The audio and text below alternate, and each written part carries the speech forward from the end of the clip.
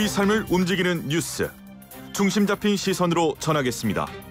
황보선의 출발 새아침. 네, 황보선의 출발 새아침 4부 시작합니다. 서울시가 시대착오적인 임신 정보 안내 제공에서 여론 문매를 맡고 있습니다. 논란이 일어서 일고 나니까 서울시가 그 관련 내용을 삭제했는데요. 어떤 내용인지 YTN 윤현숙 기자와 함께 자세히 알아보겠습니다. 윤 기자 안녕하십니까? 네, 안녕하세요. 네, 새해 들어 처음 직접 보지 못하고 전화로만 얘기를 듣게 됐습니다. 새해 복 어쨌든 많이 받으시고요. 네, 감사합니다. 네, 오늘 가져온 소식 뭡니까? 네, 서울시가 시대착오적인 임신 정보를 안내해서 질타가 쏟아지고 있는데요. 시대착오적인 임신 정보, 아까 말씀드린 것처럼. 매섭게 쏟아지고 있습니다. 해당 사이트는 서울시 임신출산정보센터라는 사이트예요. 이게 어떤 곳이냐면 서울시가 여기저기 흩어져 있는 임신과 출산에 관련된 정보를 한눈에 볼 수 있게 정리해서 또 민원까지 한 곳에서 처리할 수 있게 지원한다. 이런 좋은 취지로 2019년 6월에 개설해서 운영 중인 사이트입니다. 그러면은 어떤 내용이 문제가 됐습니까? 이 문제가 된 부분은 임신 주기별 정보를 제공하는 메뉴 부분인데요. 임신부에게 필요한 정보를 주수별로 이렇게 깨알같이 적어놓은 곳입니다. 네, 좀 자세히 보면 임신 35주차 거의 만삭이죠. 근데 이 만삭 임신부에게 꼭 알아두세요라고 꿀팁이라면서 정리해 놓은 내용이 보면은 태아의 건강이나 뭐 출산을 위한 행동 요령이 아니고 출산 과정에서 집을 비우니까 가족들을 위해 밑반찬과 옷을 잘 챙기라 이런 내용을 권고하고 있다는 게 뒤늦게 알려진 겁니다. 밑반찬 챙기기, 옷 챙기기. 네. 구체적으로 보면은 냉장고에 있는 오래된 음식을 버리고 가족들이 잘 먹는 음식으로 밑반찬을 서너 가지를 준비해라. 요리에 서툰 남편을 위해서 인스턴트 음식을 사두어라. 또 뭐 이번 날짜에 맞춰서 남편과 아이들 갈아입을 속옷, 양말을 잘 준비해서 정리해 두어라. 이렇게 가사일을 꼼꼼하게 다 해놓고 병원 가라는 내용이 주를 이룬 건데요. 그 보면 그 요리에 서툰 남편의 인스턴트 음식 준비를 이거는 남편이 스스로 그냥 준비하면 되는 거 아닙니까? 그렇죠. 이렇게 가사는 여성의 몫이라는 걸 강조하는 이런 시대착오적인 내용뿐 아니라 임신한 여성에게 몸매를 관리하라고 조언하는 내용도 심지어 있습니다. 몸매 관리요? 네, 19주차 안내를 보면 이게 임신 중기라서 이제 몸이 갑자기 불기 시작하는 때거든요. 근데 이제 체중 관리를 위해서 집안일을 미루지 말고 그때그때 해라. 그리고 필요 이상으로 음식을 먹고 싶거나 체조를 거르고 싶을 때는 결혼 전 입던 옷이나 출산 후에 본인이 입고 싶은 작은 사이즈의 옷을 사서 눈에 잘 보이는 곳에 걸어놓고 자극을 좀 받아라. 이런 조언이 실려 있습니다. 근데 이게 언뜻 이 내용을 보니까 굉장히 구체적이고 경험에서 비롯된 그런 내용 같아요. 네, 이거 전문 기관의 뭐 검수를 받았다는 내용인데요. 뭐 시대착오적이라는 비판이 하지만 쏟아졌죠. 그래서 서울시는 현재 이 내용들을 삭제해서 홈페이지에는 지금은 찾아보기 힘듭니다. 하지만 SNS를 통해 해당 내용이 공유되면서 어제 하루 동안 뭐 엄청나게 기사도 많이 나고 댓글도 많이 달렸습니다. 그래요. 댓글들 굉장히 이거 아까 말씀하신 것처럼 시대착오적이다. 지금 어떤 시대인데 이런 식으로 과거에 그런 편견 이런 거 실린 이런 내용을 실어놨느냐 이런 비판들 많이 이어졌겠습니다. 그렇죠? 네, 아주 다양한 비판이 담긴 신랄한 댓글들이 많았는데요. 좀 소개를 해드리면 아직도 결혼한 여성을 남편의 가사 도우미쯤으로만 여기는 거냐. 뭐 사실 만삭이면 숨도 못 쉴 정도로 힘든데 남편 속옷과 음식 챙기는 게 우선이냐. 국가가 오히려 앞장서서 비혼과 저출생을 장려한다. 오히려. 네네. 특히 이런 성차별적인 인식을 많이 담긴 내용을 꼭 알아두어야 할 정보라고 올려놓은 서울시의 인식 수준이 아주 놀랍다 이런 댓글도 눈에 띄고요. 뭐 반대로 남편이 올해 출장 가면 아내 속옷을 챙기고 가냐 이렇게 꼬집은 뒤에 국가가 하는 일은 단어 하나라도 신중해야 한다 이렇게 지적한 댓글도 있었습니다. 그리고 사실 저 내용이 나쁘다는 것이 아니고 실제로 가족들이 걱정돼서 저렇게 챙기는 임신부들도 많다. 뭐 경험에서 조언하는 내용일 수도 있다. 하지만 저게 마치 모든 임신부 여성이 해야 하는 올바른 모습인 것처럼 공적인 사이트에 올려놓은 마인드가 시대에 맞지 않다. 이런 지적도 많은 공감을 얻어서 기사 댓글 상단에 올라가 있기도 했습니다. 근데 이게 올려놓은 거가 서울시가 스스로 창작해낸 만들어낸 것이 아니고 뭐 다른 기관 걸 가져왔다가 또 이렇게 해명했다고 들었습니다. 네네. 서울시는 이 보건복지부 임신 육아 종합 포털인 아이사랑의 가이드 내용을 그대로 쓴 것이다 이렇게 해명을 했는데 예, 예. 사실 아이사랑 들어가 보면 임신 정보에 이런 내용이 없거든요. 아, 그래요? 왜냐하면 복지부는 뭐 이후에 이런 내용에 문제가 있다는 지적이 이제 들어오니까 검수를 받아서 내용을 수정을 했습니다. 예. 서울시는 업데이트를 하지 않고 그대로 둔 건데요. 그러다 보니까 이런 내용이 계속 남아있게 되었고 빗발치는 비난에 하루 만에 이 내용을 모두 삭제한 거죠. 뭐 실제로 이 사이트는 이 주수별 정보를 제공하는 메뉴 외에 보면은 뭐 임신한 여성과 가족들에게 예. 도움이 되는 내용도 정보도 많이 포함하고 있긴 한데 네. 이번에 이렇게 문제가 된 부분으로 인해서 의미가 상당 부분 많이 퇴색이 되고 서울시의 부족한 성인지 감수성이 다시 한번 도마 위에 오르게 됐습니다. 예, 이제 아무래도 이제 특히 서울시가 이런 집중 타격을 받는 이유는 또 그 전에 또 이제 뭐 4월 내 보궐선거 있지만 그 박원순 시장 그 사건 관련해서도 기본적으로 따갑게 그 기본적으로 이제 눈길을 받는 그런 서울시다 보니까 더 그런 부분도 있는 것 같습니다. 성인지 감수성 관련해서요. 네, 사람들의 인식이 빠르게 변화하고 있고 사회적으로 예, 예. 성인지 감수성이 많이 올라왔는데 예. 서울시를 비롯해서 지자체나 뭐 여러 정부 부처의 변화가 여전히 더딘 것 같아요. 예, 예, 그런 예. 차이가 이번에 또 한 번 확인이 된 셈인 것 같습니다. 예, 그 행자 2016년인가에 한 4년 전이죠. 그때 행정자치부에서 무슨 그 가임기 지도 만들어서 논란이 있었던 적도 있지 않았나요, 그때? 네네네 비슷합니다. 이게 예. 이 정확한 명칭은 대한민국 출산 지도였는데 예. 가임기 지도라고 많이들 이제 기억을 하실 텐데요. 예, 가임기 지도. 이때도 네네 이때도 지자체 출산 통계와 각종 출산 지원 서비스를 뭐 국민들이 쉽게 한눈에 볼 수 있도록 지도 형태로 이렇게 보여주는 서비스를 오픈을 했어요. 근데 의도와 달리 각 시도별로 또 구별로 만 15세에서 49세까지 가임기 여성의 수를 한 자리 단위까지 자세히 표기해서 예. 여성을 국가가 관리하는 공공재 취급하는 거 아니냐는 비판에 휩싸였는데요. 예. 심지어 지역별로 순위까지 매겨져 있었거든요. 순위까지?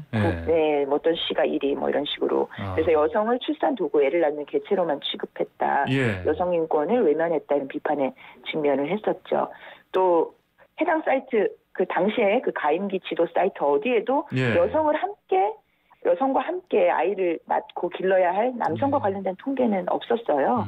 그래서 이 출산 지도의 순위 매기기가 뭐 이 정도의 가임기 여성이 있는데도 불구하고 이들이 아이를 낳지 않고 있고 또 우리나라는 이런 여성들 때문에 인구 감소 위기를 겪는다 이런 내용을 돌려 말했다.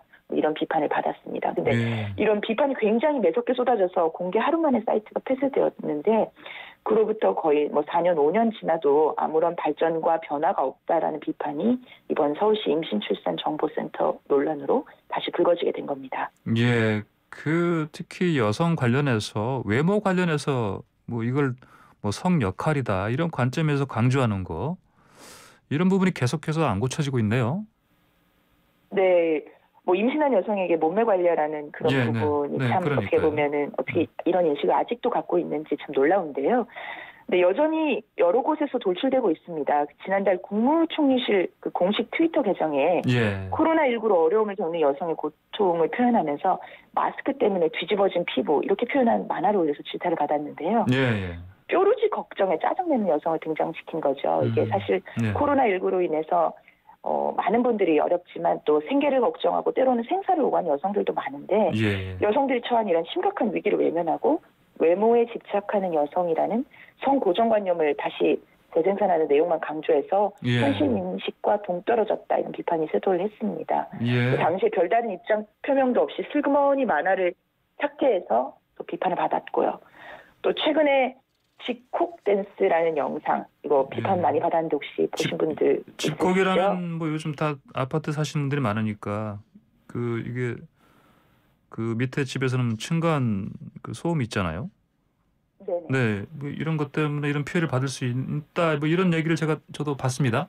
네네, 이게 보건복지부에서 뭐 코로나19가 장기간 되면서 뭐 지친 국민들을 위로한다고 만든 영상인데 뭐 6인 가족이 나와서 실내에서 음악에 맞춰서 발구르고 춤추며 방역수칙을 설명하는 영상인데 뭐 이게 5인 이상이 모여 있기 때문에 현재 방역수칙에도 뭐 맞지 않고 또 무엇보다 6명이 쿵쿵대는 모습이 말씀하신 것처럼 층간소음을 유발할 수 있다 이런 내용에서 비판을 받았죠. 근데 그 영상에서 문제된 게 그것만은 아닙니다. 예. 거기 나온 영상을 좀 자세히 보면 여성은 짧은 교복 치마 입은 학생, 또 앞치마를 입은 주부로만 등장을 하거든요. 예. 뭐 남성들은 정장 입은 모습으로 나오고요. 이렇게 성별 고정관념을 고착하는 이미지로만 구성되어 있다는 비판을 받았는데 사실 이런 문제, 이런 논란 계속되고 있는데 이런 걸 피하기 위해서 정부 차원의 예방 지침이 이미 잘 마련이 되어 있어요. 근데도 안 지켜진다는 게 예방 문제죠. 지침이 있는데 안 지켜진다.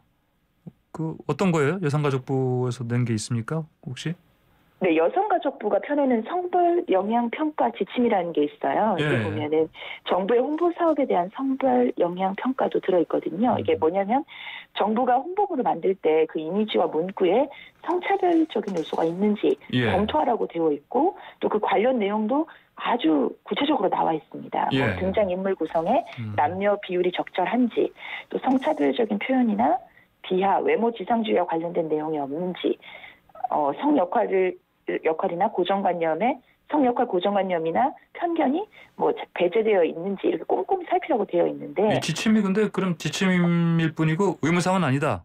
그렇죠. 이런 거 아닙니까? 그렇죠. 의무사항이 아니다 보니 예. 뭐 이런 뾰루지를 걱정하는 여성을 등장시키는 만화를 만든 총리실이나 집콕 영상, 댄스 영상을 만든 복지부 모두 예. 이 성별 영향 평가를 거치지 않은 걸로 알려졌습니다. 예. 뭐 사실 정부 홍보물이라는 게 비교적 짧은 기간에 제작돼서 배포되는 경우가 많고요.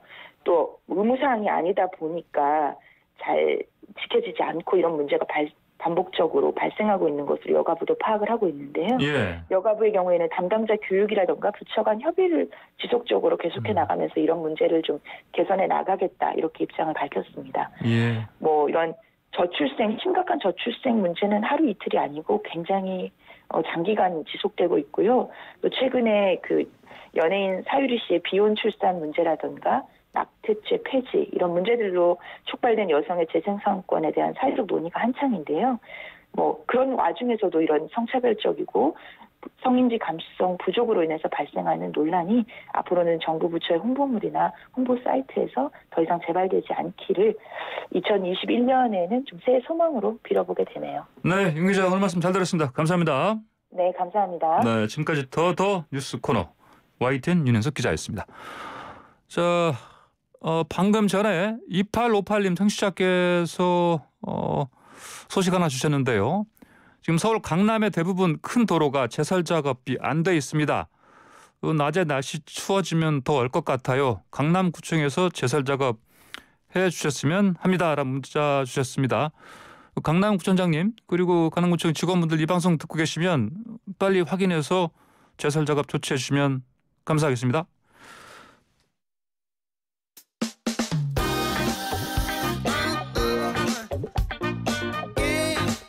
아침을 뜨겁게 스포츠가 얼마나 좋은지 매일 아침 스포츠의 매력을 짧고 굵게 전하는 코너 스포츠가 얼마나 좋은지 YTN 스포츠부 조은지 기자 전화로 연결됐습니다. 조은지 기자 계십니까? 나와 계십니까? 네, 안녕하세요. 안녕하세요. 새해 첫 번째 소식으로 전해드렸죠. 국가대표 유격수 김하성 선수가 네. 플러스 1년에 최대 3,900만 달러, 네. 약 425억 원 특급 대접 받으면서 메이저리그 샌디에이고에 입단했다. 이런 소식 전해드렸었는데 예. 지금 김하성 선수 계약하고 국내에 들어와서 자가격리 중이거든요. 예. 근데 어제 구단이 마련한 비대면 화상 인터뷰로 처음 소감이고 각오고 예. 이런 걸 밝혔습니다. 미국이랑 우리 취재진 약 50여 명이 온라인 인터뷰에 참여했는데 정말 예. 당당하고 좀 보기 좋았습니다. 어허, 그래요. 그러면 저 미국 현지에서도 그 첫인상 잘 보이면 좋지 않겠습니까? 어땠습니까? 네. 살짝 긴장한 표정이긴 했는데 일단 예. 인사말이 Hi everyone, I'm 하성킴이라고 영어로 정말 귀엽게 인사를 했고요. 예. 이후 유창한 한국말로 인터뷰를 이어갔습니다. 네. 뭐라고 했냐면 샌디에이고는 2021년 우승을 노리는 팀이고 팬도 참 많다고 들었다. 뛰어난 선수들과 경기하면서 나도 성장할 수 있을 것 같다. 영광이다. 이렇게 공손하게 얘기를 했고요. 예. 공손하기만 한 건 아니고 당찼습니다. 우승하는데 공헌하고 싶고 좋은 경기력으로 개인적으로는 신인상도 타면 좋겠다. 이런 얘기를 했습니다. 예. KBO 리그에서는 사실 유격수랑 3루수를 오갔던 김하성 선수인데 본인은 어제 강력한 의지를 내비쳤어요. 내야로 예. 뛰고 싶다. 외야수로는 한 번도 뛴 적이 없고 내가 내야에서 뛰는 게 팀에도 시너지가 될 거다 이런 얘기를 했는데 뭐 이제는 이루수가 내 베스트 포지션이 될 것 같다라고 직접 언급하기도 했습니다. 어찌 보면 뭐 일단 이루수로 시작하고 점차 뭐 3루 유격수로 옮겨가는 것도 원래 자리로 가는 것도 괜찮은 네. 방법일 텐데요. 그렇죠. 자, 그럼 저렇게 말하는 거 보면 뭐 팀과 교감도 좀 있었나 봐요? 네, 어제 샌디에이고 단장도 함께 화상 인터뷰에 참여를 했거든요. 프렐레 단장이라는 분인데 뭐 올해 이름을 좀 많이 듣게 될 것 같아요. 예. 김하성은 일단 내야수로 뛰게 될 거다 이렇게 단장도 강조를 했는데 예. 앞서 전해드렸듯이 내야수가 이제 굉장히 쟁쟁한 라인업입니다. 뭐 유격수나 뭐 3루수 자리로 가면 좋긴 할 것 같은데 워낙에 쟁쟁해요. 유격수는 타티스 주니어, 3루수는 매니 마차도라는 뭐 리그 최고의 선수들이 버티고 있고요. 예. 2루수도 사실 녹록지는 않은데 지난해 신인왕 후보로 각축을 벌였던 크로네너스라는 선수가 버티고 있다고 합니다. 예. 아마 김하성 선수랑 경쟁 체제로 갈 것 같은데 고무적인 거는 단장은 김하성이 내야 수비를 보길 원하고 예. 마이너리그 선수가 아니고 메이저리그 선수로 본다 이렇게 단언했습니다. 네. 이 자신감의 근원 사실 뭘까요? 뭐죠? 뭐라고 했냐면 좀 놀랐던 게 우리는 김하성의 고교 시절 데이터까지 분석했다 이런 말을 했습니다. 그래요? 고등학교 때 정말 이 선수가 잘했고 KBO 데뷔 첫 해에도 적응을 잘하더라. 그러니까 메이저리그 와서도 빠른 공, 뭐 힘든 빡빡한 이런 경쟁에도 잘 대처할 수 있을 거고 적응되면 될수록 잘할 거다 이렇게 좀 굳은 믿음을 보여줬습니다. 그렇군요. 저 어제 그 비대면 화상 인터뷰라 말씀하셨는데 깜짝 손님도 등장했다고 들었습니다. 네. 형이 왜 여기서 나와 뭐 이런 느낌이었는데 코리안 특급 박찬호 전 선수 등장을 했습니다. 샌디에이고에서 뛰었고요. 지금은 여기 특별 고문이라고 해요. 어제 회견에 접속해 있었는데 뭐 따로 질문을 뭐 받거나 발언은 못했습니다. 사실 투머치 토크로 좀 유명한데 한번 이제 입이 열렸으면 큰 말을 많이 하셨을 것 같은데 좀 아쉽긴 합니다. 말없이 엄지척하면서 아빠 미소로 기자회견 지켜봤는데 계약 때도 사실은 양측의 가교 역할을 하면서 도움을 많이 줬다고 합니다. 단장도 김하성 선수도 많이 고마워했습니다. 자 우리 이제 둥글둥글한 공 얘기들 했으니까 이제 다른 쪽 좀 보죠. 그 출국 앞두고 있는 다른 종목이 있다고요? 출국. 네, 우리나라 유도 국가대표팀인데 다음 주 월요일입니다. 11일부터 카타르 도하에서 열리는 마스터스 대회에 출전을 합니다. 사실 뭐 김하성 선수 같은 경우는 빅리그 진출 앞두고 참 설레는데 여기는 출국 앞두고 좀 떨고 있다고 할까요? 왜요? 사실 유도 종목이 1년 내내 쉼없이 대회가 있는 종목이에요. 뭐 그랑프리다, 그랜드슬램이다, 세계선수권이다 해서 1년 내내 스케줄이 빡빡한데 코로나로 이제 올스톱이 됐었거든요. 그래서 이 도하 대회가 11개월 만에 나가는 국제대회예요. 근데 왜 지금 뒤숭숭하냐 하면 이게 아무래도 코로나 때문에 너무 몸도 마음도 힘듭니다. 이게 그 진천선수촌에 있는 선수단하고 통화를 해봤는데 보통 일이 아닌 게 경기 때까지 무려 5번 코로나 검사를 받는다고 하더라고요. 5번이요. 그래서 카타르 입국 5일 전부터 48시간 간격으로 진단검사를 받아야 되고 현지 도착해서도 추가 검사에서 음성이 나와야 되고요. 대회 기간에도 호텔하고 경기장 외에는 그 어디에도 못 갑니다.